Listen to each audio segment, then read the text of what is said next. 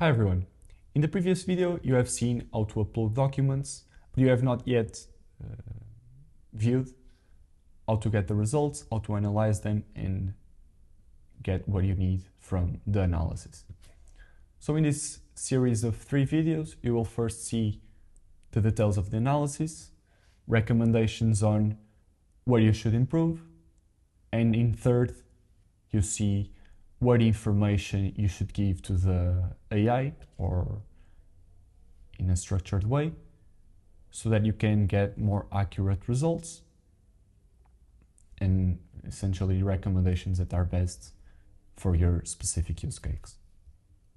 So if you remember the previous video, you have seen the sample manufacturing company, which was a document that said step by step how to go from inputs to outputs.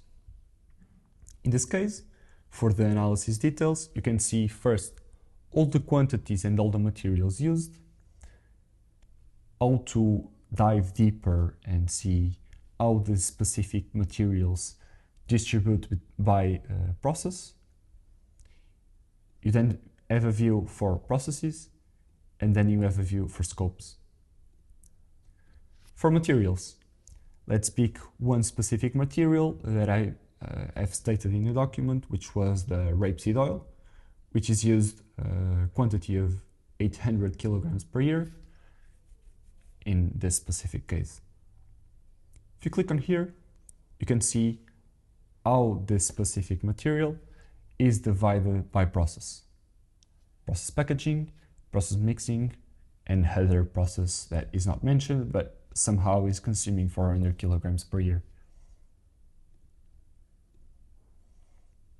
And then for rapeseed oil, you can see the total emissions associated.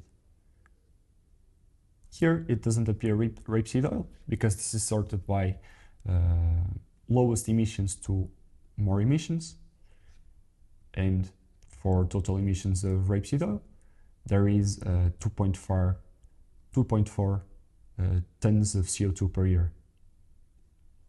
If you click, you can see proportionally it is 0.3 tons of CO2 per year on packaging, 0.9 tons of CO2 per year on mixing, and 1.2 tons of CO2 on the other.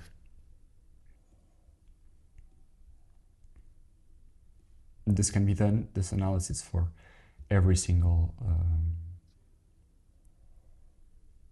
material.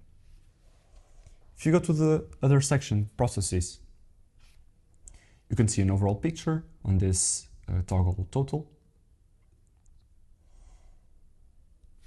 And for that you can see the water waste in cubic meters per year, water consumption, energy used, scope 3 upstream and downstream, associated with, of course, the emissions. Then the emissions of indirect use in this specific total process, and material inputs in quantity. If you want to dive deeper and see, for example, for the boiling process, where are the hotspots? Well, I'm using this quantity of water waste, this quantity of water consumption, energy, scope 3 upstream and downstream, emissions, and then material inputs.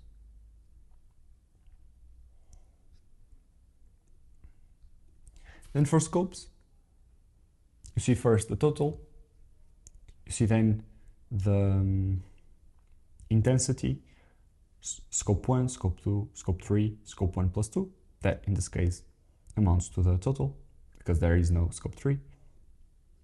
On energy, but for materials it's different, and for emissions it's different.